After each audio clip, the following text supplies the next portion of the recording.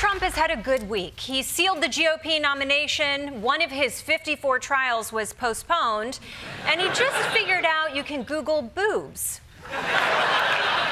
The man should be on top of the world, but some of his close friends in the right-wing media are concerned.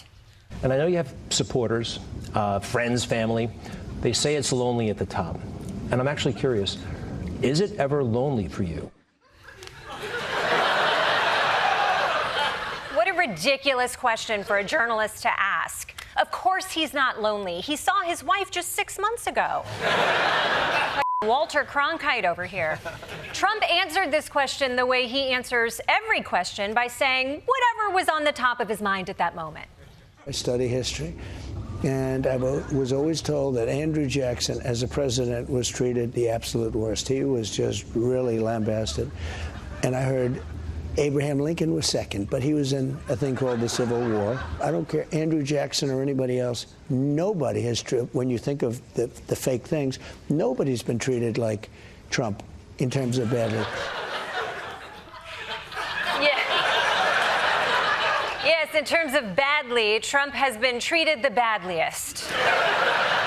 Although maybe Lincoln was treated a little bit worse, what with being shot in the head and all, but I mean, I doubt he was on his deathbed saying, at least I didn't have a P-tape rumor. That's good point. And by the way, how mistreated could Andrew Jackson have been? The man's on the $20 bill. I use that bill every day. It's the one I give to the homeless. I asked for $19 back, but that's not the point. I mean, plus, back then, even if the press wrote a horrible story about you, half the country was illiterate, you know? Honey, did you see that article about Andrew Jackson? No, I can't read. I can't read either. Well, then why'd we buy this newspaper? I mean, let's move on. Let's move on.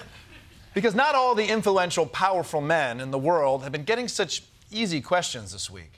This morning, a high-profile deal between two unlikely partners imploding after a confrontational interview between former CNN anchor Don Lemon and Elon Musk turned tense during a taping of the new The Don Lemon Show that was supposed to debut next week on Musk's platform X. Hate speech on the platform is up.